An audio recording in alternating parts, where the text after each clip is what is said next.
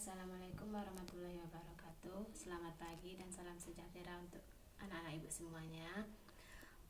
Ini merupakan pertemuan kedua kita ya. Di pertemuan kedua ini kita akan membahas tentang momen inersi. Ibu ingatkan lagi, sebelum kita bahas momen inersi, materi sebelumnya tentang momen gaya. Di momen gaya arah sangat berpengaruh, tapi di momen inersi ini arah tidak berpengaruh. Mengapa? Karena momen inersi ini merupakan besaran skalar, sedangkan momen gaya merupakan besaran vektor, jadi arah berpengaruh.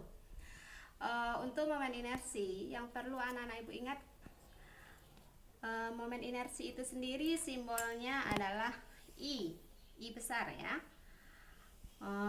Persamaannya I sama dengan massa dikali jarak dikuadratkan. Jika ini dia satu partikel, tapi kalau lebih berarti dalam bentuk sigma. Jangan lupa, kalau lebih berarti dalam bentuk sigma. Sigma I sama dengan sigma M kali R dikuadratkan. Ini jika dalam bentuk partikel.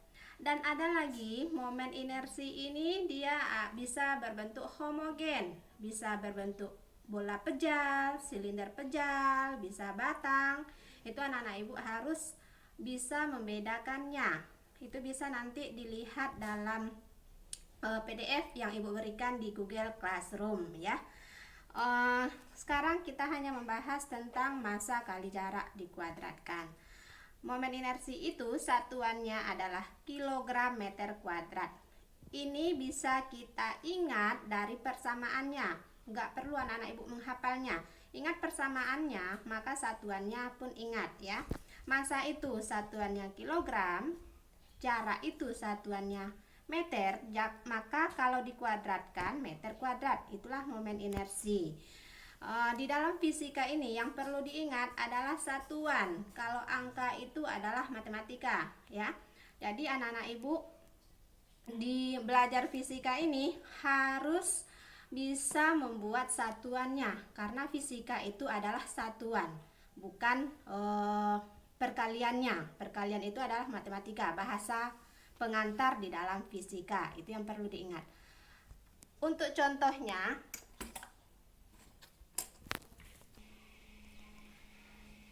ini kita anggap benda terdiri dari dua partikel ya. M1 massanya 2 kg, M2 massanya 3 kg. Tentukan besar momen inersinya. Jika jaraknya kita anggap 2 meter. Maka besar momen inersi itu sendiri I total sama dengan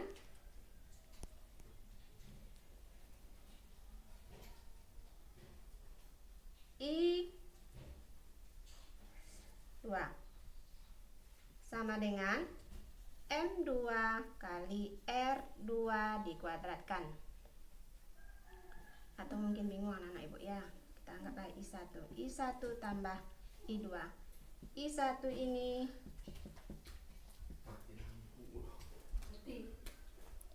M1 kali R1 dikuadratkan tambah M2 kali R2 dikuadratkan. Nampak? Ini I totalnya. M1 massanya 2 kg. Jaraknya, berarti jarak di M1 ini adalah 0. Dikali 0 dikuadratkan ditambah M2 dikali jaraknya dari M1 adalah 2 meter, berarti 2 meter dikuadratkan. Maka besar momen inersi itu yang kita dapatkan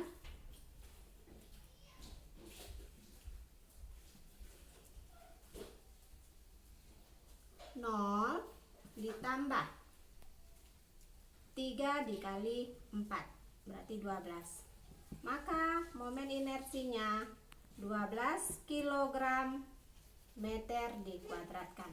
Jangan lupa untuk membuat satuannya, karena nanti penilaiannya satuan itu sangat penting ya. Ini jika soalnya dua partikel. Kita hubungkan dengan jarak 2 meter. Ini soal pertama. Kita lanjut soal keduanya. Kita lanjut ke soal kedua. Coba perhatikan, jika soalnya seperti ini, anak-anak ibu harus ingat momen gaya ini bisa dia 1 dimensi, bisa 2 dimensi, dan bisa 3 dimensi ya. Kalau seperti ini soalnya, maka momen inersinya berbentuk dalam 2 dimensi. Dari mana kita lihat? Dari koordinat X dengan koordinat Y ya. Ini sudah anak-anak ibu pelajari di pelajaran vektor di kelas 10. Mungkin masih ingat ya, belajar dengan Miss Novi. Untuk soal kedua ini ada 4 buah massa. M1 2 kg, M2 3 kg, M3 2 kg, dan M4-nya 2 kg. Bedanya dengan soal nomor 1, jaraknya tadi di soal nomor 1 ibu buat dalam meter, sedangkan di soal nomor 2 ini ibu buat dalam sentimeter ya. Itu harus anak-anak ibu pahami ya, karena nanti kalau salah satuan maka hasilnya pun salah. Tentukan besar momen inersi jika poros di sumbu Y. Nah, bagaimana dengan soal ini? Maka akan kita jawab, karena masanya ada terdiri dari 4 tadi, maka I totalnya, ingat persamaan ibu yang kedua, ada sigma ya. Disinilah sigma itu kita gunakan. I1 tambah I2 tambah I3 tambah I4. Mengapa tambah semuanya? Karena di momen inersi, ibu ingatkan lagi, tidak ada arah. Jadi nilai H hanya positif. Jadi I1 tambah I2 tambah I3 tambah I4. Oke, kita akan masuk. I1 tadi masanya 2 dikali jaraknya 1 cm, boleh dalam 1 cm, boleh dirubah ke meter. Silahkan mana yang bisa dipahami anak ibu. Ditambah I2 tadi 3 kg, jaraknya 1 cm, ditambah I4 tadi 2 kg. Kita hitung dari poros. Poros tadi sumbu Y ya. Maka kita lihat jarak I3 terhadap poros. Nah, kalau kita hitung jarak I3 terhadap poros itu 2 cm dikuadratkan. Tambah I massa 4 itu tadi 2 kg dikali jaraknya di sini 0. Mengapa jaraknya di sini 0? Karena poros kita adalah sumbu Y. Maka jika dia porosnya di titik itu, maka jaraknya bernilai 0. Itu yang perlu anak-anak ibu ingat ya.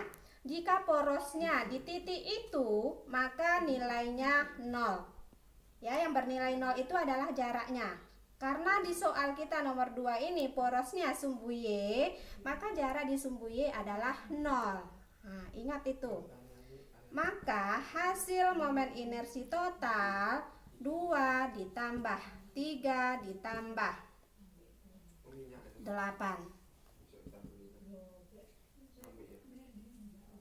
Hasilnya adalah 13 kilogram sentimeter dikuadratkan. Ingat ya, karena di sini satuannya kita pakai adalah sentimeter.